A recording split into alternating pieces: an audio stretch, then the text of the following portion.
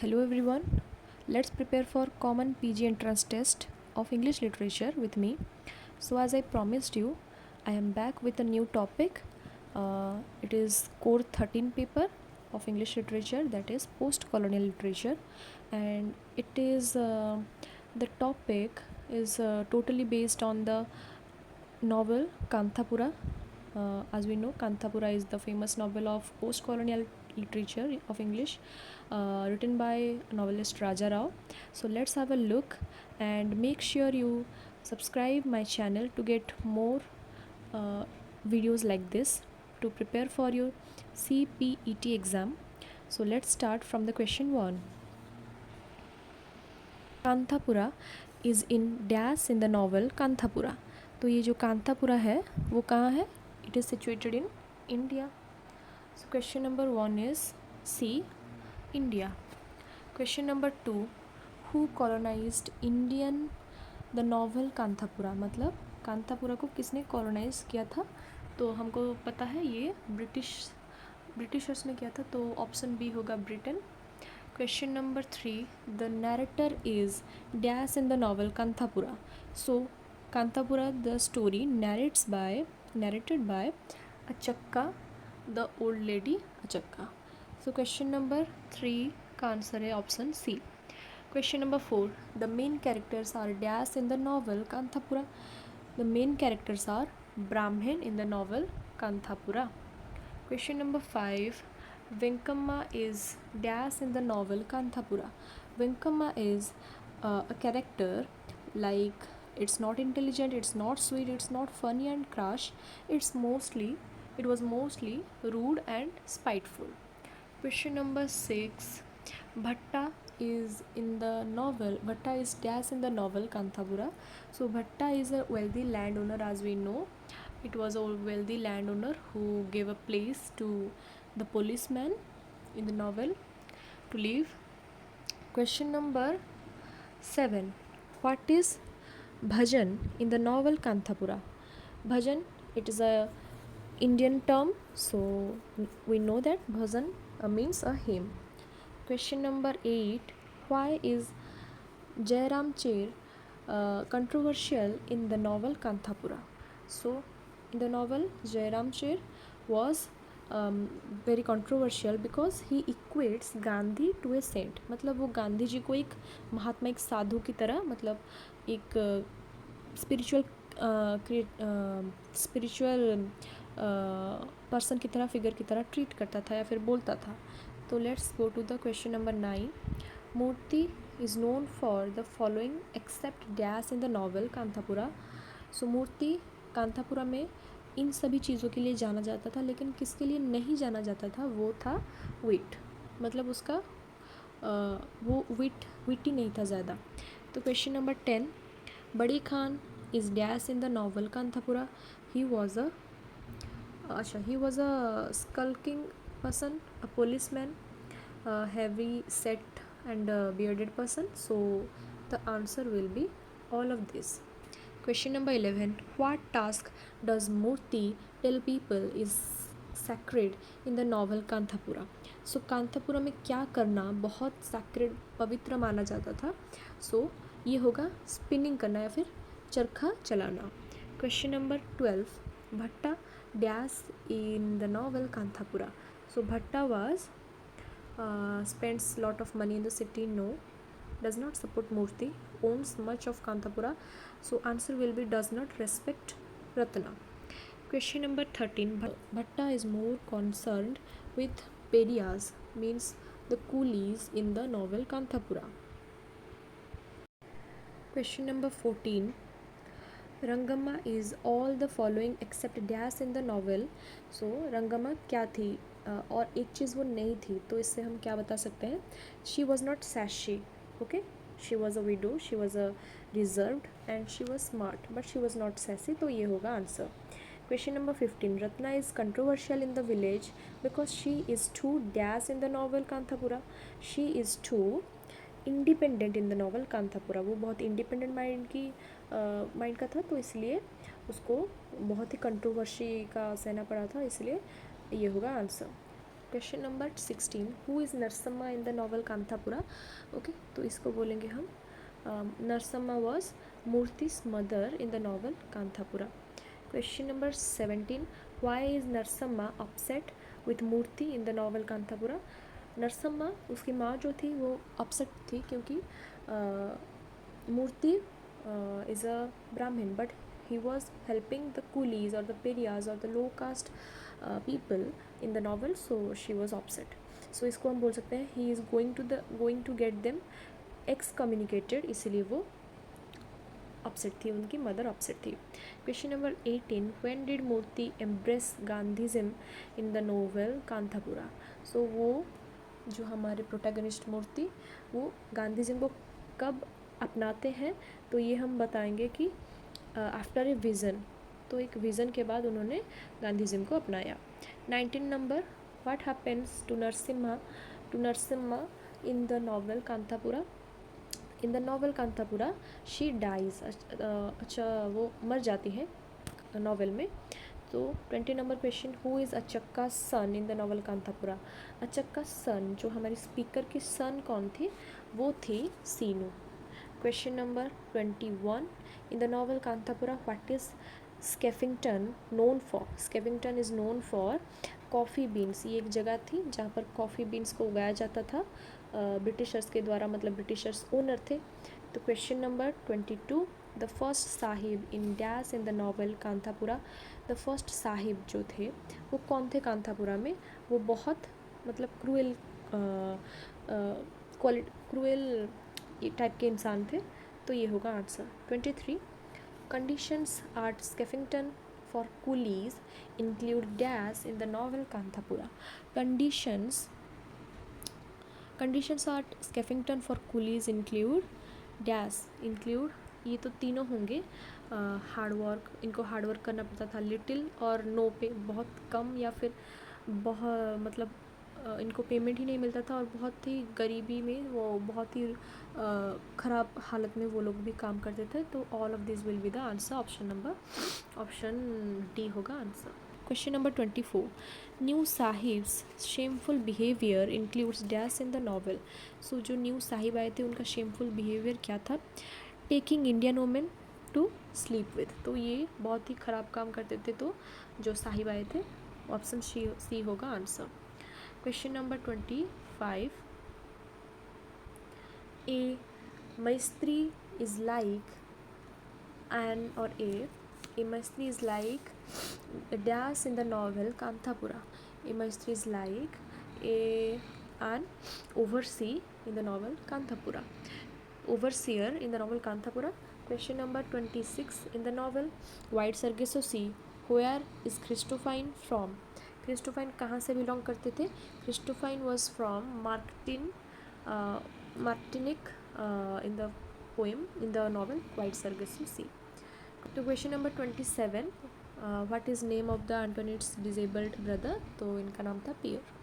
तो यहाँ से क्वेश्चन स्टार्ट हो जाता है हमारा दूसरा एक चैप्टर, दूसरा एक नॉवल जो है Wide Sargasso Sea, written by Jean Rhys. So इनका हम अभी क्वेश्चन आंसर डिस्कशन कर रहे हैं वाइट सरगेसो सी के चैप्टर्स का. तो अभी देखते हैं 28 नंबर. अभी तक अगर आप लोगों को वीडियो पसंद आई है तो वीडियो को लाइक करें, मेरे चैनल को सब्सक्राइब करें ताकि आपको इस तरह से और वीडियोस मिल सके to gain your knowledge about English literature and to crack the exam. So अपने दोस्तों के साथ भी शेयर करें जिससे उनको भी हेल्प हो सके. तो क्वेश्चन नंबर 28 डिस्कशन करते हैं. With what does Antoinette sleep to protect herself from harm in the novel White Sargasso Sea? तो एंटोनेट किसके साथ सोती थी या फिर क्या चीज़ के साथ सोती थी जैसे कि उसको हार्म ना हो, इस मतलब नॉवेल में दिखाया गया है. तो ये होगा she sleep with a stick. तो क्वेश्चन नंबर 29 देखते हैं. Who negotiates the marriage between Antoinette and Rochester in the novel White Sargasso Sea? Who negotiates the marriage between Antoinette and Rochester in the novel White Sargasso Sea? कौन नेगोटिएट करते थे? वो थे Richard मैसन. Okay, तो ये Richard मैसन कौन थे? वो एंटोनेट के स्टेप ब्रदर थे, उनके स्टेप फादर के दूसरे सन. तो क्वेश्चन नंबर देखते हैं 30. What happens to Amelie after she sleeps with Rochester in the novel White Sargasso Sea? तो अमेली के साथ क्या होता है नोवेल में, जो कि उनकी सर्वेंट गर्ल थी, तो उसके साथ होता है कि she leaves Granbois to travel abroad, तो वो अबोर्ड को चली जाती है। Question number 31, what pictures does Rochester absent mindedly draw in the novel Wide Sargasso Sea? तो रोचेस्टर वो क्या ड्रॉ कर चुके थे अपने माइंड में, एब्सेंट माइंड में वो क्या ड्रॉ कर चुके थे, तो इसके बारे में बताया गया है कि a house with a man at the window, ये वो अपने आप मन में वो सोच चुके थे। तो question number 32, what does aunt Cora give to Antoinette before she marries Rochester the novel? So जो ऑन्ट थी हमारे प्रोटैगनिस्ट की, तो उन्होंने क्या दिया था एंटोनेट को, उन्होंने two rings she gifted to Antoinette. Okay, question number 33, what is the name of Annette's parrot in the novel Wide Sargasso Sea? जो एंटोनेट की जो मदर थी एनेट, उनका जो पैरट था उसका नाम क्या था? It's also so important question because some students leave it or doesn't remind it, so it is important. So 33 का आंसर होगा कि उसके पैरट का नाम था Coco. Okay, question number 34, how many letters does Sandi Cosway send to Rochester in the novel Wide Sargasso Sea? तो Sandi कॉस्वे ने Rochester को कितने लेटर्स लिखे थे? उसने कोई भी लेटर्स नहीं लिखे थे, तो ये होगा हमारा answer. Question number 35, according to Annette, why does no one visit Colibri, a state from Spanish town in the novel White Sargasso Sea? So इसका आंसर हो जाएगा the road is too damaged, इसलिए कोलिब्री को कोई नहीं जा सकता था फ्रॉम स्पेनिश टाउन।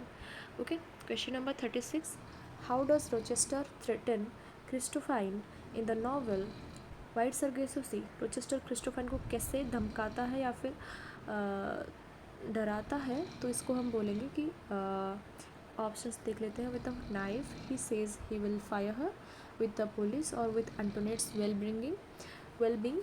सो इसका आंसर हो जाएगा विद द पुलिस का हेल्प लेके इसको डराता है। तो question number 37, who is Sandi Cosway in the novel Wide Sargasso Sea? In White Sargasso Sea, Sandy Cosway is a character who is half brother of Antoinette का एक step brother या फिर हाफ ब्रदर भी बोल सकते हैं। Question number 38, who falls burning of a house in the novel White Sargasso Sea? तो who falls burning of a house in the novel? So it was Coco, वो जल चुका था, ठीक है, उनका जो पैरट था। Question number 39, why does Rochester rename Antoinette in the novel? So Rochester rename Antoinette को रोचेस्टर क्या बुलाता था, क्यों बुलाता था दूसरे नाम से? It was her mother's real name और इट साउंड्स टू फ्रेंच, और he discovers her true name is Bertha, और because that's what Sandi called her. So इसका आंसर हो जाएगा it was her mother's real name, इसलिए इसको Bertha ये बुलाता था।